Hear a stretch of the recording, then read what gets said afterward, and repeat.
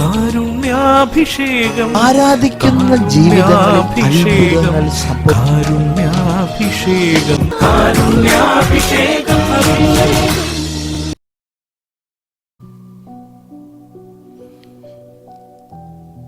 മനുഷ്യൻ ബലഹീനനാണ്, കുറവുള്ളവനാണ്. അവൻ്റെ ജീവിതം പാപത്തിലേക്ക് ചാഞ്ഞിരിക്കുന്നുവെന്ന് തിരുവചനം നമ്മെ പഠിപ്പിക്കുന്നുണ്ട്.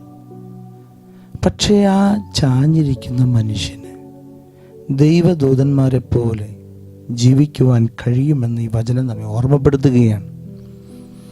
സങ്കീർത്തന പുസ്തകം 119 അധ്യായം 11 തിരുവചനത്തിൽ പറയുകയാണ്, അങ്ങേക്കെതിരായി പാപം ചെയ്യാതിരിക്കേണ്ടതിന് ഞാൻ അങ്ങയുടെ വചനം ഹൃദയത്തിൽ സൂക്ഷിച്ചിരിക്കുന്നു. നമ്മുടെ ഹൃദയത്തിൽ നാം ഒരുപാട് കാര്യങ്ങൾ കൊണ്ടു നടക്കുന്നവരാണ്. നമ്മുടെ ഹൃദയത്തിൽ ദൈവവചനം സൂക്ഷിക്കാൻ തുടങ്ങുമ്പോൾ നമ്മുടെ ഉള്ളിൽ ആ വചനം ധ്യാനിക്കാൻ തുടങ്ങുമ്പോൾ ആ വചനം നമ്മെ അനുഗ്രഹിക്കാൻ തുടങ്ങും. എങ്ങനെ?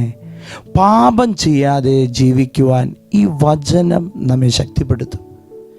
വചനം പറയുകയാണ്, ഞാൻ ജീവിച്ചിരിക്കുവാൻ അങ്ങയുടെ വചനം അനുസരിക്കുവാനും ഈ ദാസൻ്റെ മേൽ കൃപ ചൊരിയണമെന്ന് സങ്കീർത്തനം പ്രാർത്ഥിക്കുകയാണ്.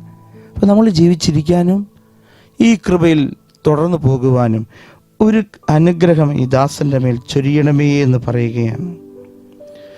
ഈ ദാസൻ അങ്ങയുടെ ചട്ടങ്ങളെപ്പറ്റി ധ്യാനിക്കും. അവിടുത്തെ കൽപ്പനകളാണ് എൻ്റെ ആനന്ദം, അവയാണ് എനിക്ക് ഉപദേശം നൽകുന്നത്. അതായത് ഒരു ദൈവമകൻ, അവനെതിരെ ദുഷ്ടന്മാർ, അവനെതിരെ ആരെങ്കിലും എതിർത്ത് സംസാരിക്കുകയോ പ്രവർത്തിക്കുകയോ കെണിയൊരുക്കുകയോ നശിപ്പിക്കുവാൻ പദ്ധതികൾ ഒരുക്കുകയോ ചെയ്താലും ഒരു വിശ്വാസിയായൊരു മനുഷ്യൻ തകരുകയില്ല എന്ന് വചനം പഠിപ്പിക്കുകയാണ്. സങ്കീർത്തനം 119:23 പറയുകയാണ്, രാജാക്കന്മാർ ഒത്തുചേർന്ന് എനിക്കെതിരെ ഗൂഢാലോചന നടത്തുന്നു. അതായത് കഴിവുള്ളവരാണ്, ശക്തിയുള്ളവരാണ്, അതുപോലെ തന്നെ അധികാരമുള്ളവരാണ്. അവരെല്ലാവരും ഒത്തുചേരുകയാണ് ഈ ഒരു ദൈവദാസൻ്റെ മേൽ. പക്ഷേ ഈ ദൈവദാസൻ ചെയ്യുന്ന എന്താണ്? എന്നാൽ ഈ ദാസൻ അങ്ങയുടെ ചട്ടങ്ങളെപ്പറ്റി ധ്യാനിക്കും. അതായത് ദൈവവചനത്തെപ്പറ്റി ഞാൻ ധ്യാനിക്കും. ഈ വചനം ദൈവമാണ്, ഈ വചനം ശക്തിയാണ്, ഈ വചനം ദൈവത്തിൻ്റെ അഭിഷേകമാണ്. ഈ ഭൂമിയിലെ രാജാക്കന്മാരും ഭരണാധികാരികളും എന്തൊക്കെ ചെയ്താലും ഒരു ദൈവ പൈതൽ ദൈവത്തെ ധ്യാനിക്കാൻ തുടങ്ങിയാൽ അവിടുത്തെ കൽപ്പനകളാണ് എൻ്റെ ആനന്ദം. ദൈവത്തിൻ്റെ വചനം, ദൈവകൽപ്പനകളിൽ നിന്ന് വ്യതിചലിക്കുകയില്ല ഒരു ദൈവദാസൻ. അവയാണ് എനിക്ക് ഉപദേശം നൽകുന്നത്. ഒരു മനുഷ്യന് ഭയം വരുന്ന, അപകടം വരുന്ന സാഹചര്യങ്ങളിലും ഒരു മനുഷ്യൻ പുലർത്തേണ്ട നിലപാട് എന്താണ്? അവൻ ദൈവത്തിനോട് ചേർന്ന് നിൽക്കുക, ദൈവവചനം ധ്യാനിക്കുക, ആ വചനം അനുസരിച്ച് ജീവിക്കാൻ പരിശ്രമിക്കുക. അവന് ദൈവം സഹായിക്കും. നമുക്ക് പ്രാർത്ഥിക്കാം. കർത്താവായ ഈശോയെ, ഞങ്ങളുടെ ജീവിതത്തിൽ പാപത്തിൻ്റെ സാഹചര്യങ്ങളും സന്ദർഭങ്ങളും ഉണ്ടാകുമ്പോഴൊക്കെ അതിൽ വീഴാതിരിക്കുവാൻ ദൈവവചനത്തിൻ്റെ ഒരു അഭിഷേകം ഞങ്ങൾക്ക് നൽകണമേ. വചനം ധ്യാനിക്കുവാൻ, ധ്യാനിക്കുന്ന വചനത്തിൻ്റെ ശക്തിയാൽ ജീവിക്കുവാൻ കർത്താവ് ഈ ശുശ്രൂഷയിൽ പങ്കെടുക്കുന്ന എല്ലാ മക്കൾക്കും കൃപ ചൊരിയണമേ എന്ന് പ്രാർത്ഥിക്കുന്നു. കർത്താവേ, ഞാൻ അങ്ങയെ വിളിച്ചപേക്ഷിക്കുന്നു, വേഗം വരണമേ.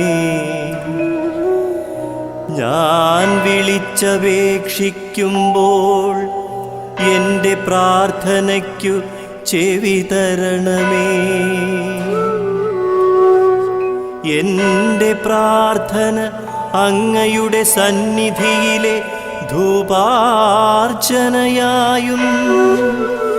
ഞാൻ കൈകളുയർത്തുന്നതു സായാഹ്ന ബലിയായും സ്വീകരിക്കണമേ.